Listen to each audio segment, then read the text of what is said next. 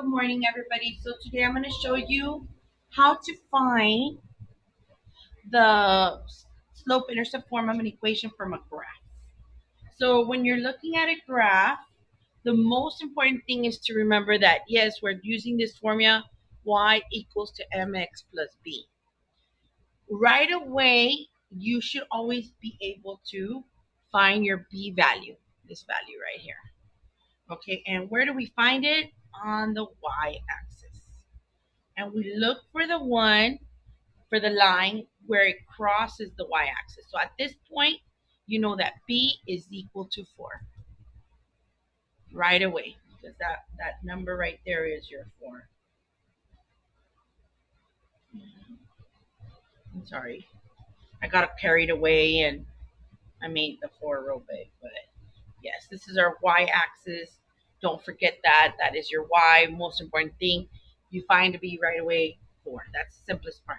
The next part is finding the m, and the m, remember, is your change in y again over your change in x, which happens to be your rise over run in a graph. So I have to find a couple of points to help me with this. So I'm going to start off with the 4. That's very important with your b, and then find another point. And as you can see, there's actually a couple of points I can use here. I can go this way and I can use that one. So right here, I'm going to look at this and I'm going to say, okay, so what's my rise? Well, my rise right here is 2. That's my rise. What's my run?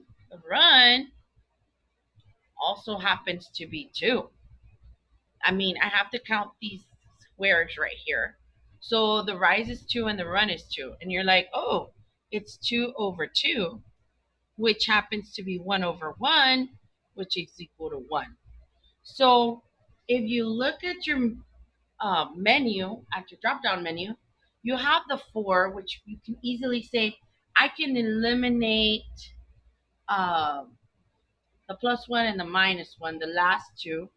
And then if you look at this, you're like, the line is also going down, which means that if it's going down, that means this is a negative,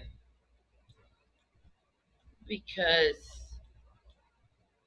yeah, if you were like a little person and you're trying to get on this line, it's going to go in a downward direction. Okay, remember, you always read from left to right, so we're going to be going in a downward direction. And right away you can see that the actual equation should have been the second one, which is y equals to negative x plus 4. And remember, when it's a 1, the 1's invisible. Okay, and remember that this slope ended up being a negative. Now let's look at the next problem. The next graph, when I'm looking at it, again, I'm going with that equation of y equals to mx plus b.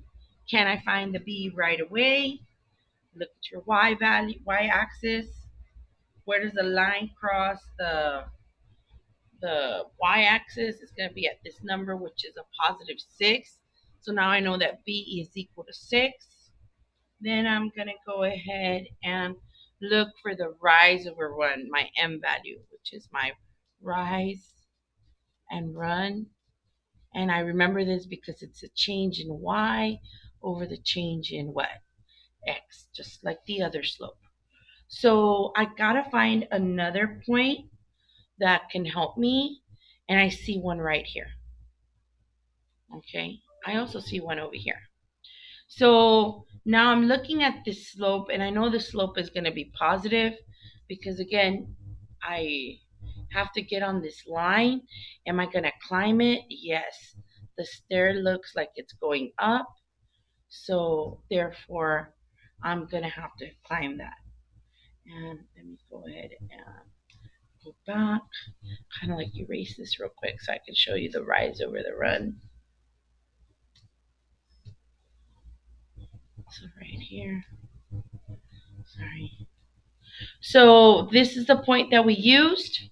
The rise is going to actually be 1. You can barely see it. And then the run, and I'm going to do a different color with this one, is going to be 2.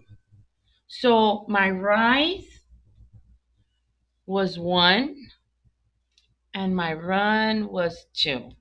So the slope for this one is going to be 1/2. And because it's going up, the slope is positive.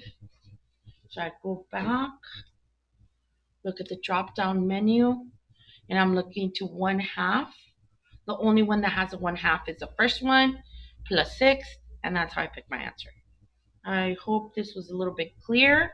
If not, please ask me questions because that's the only way you're going to learn. Thanks.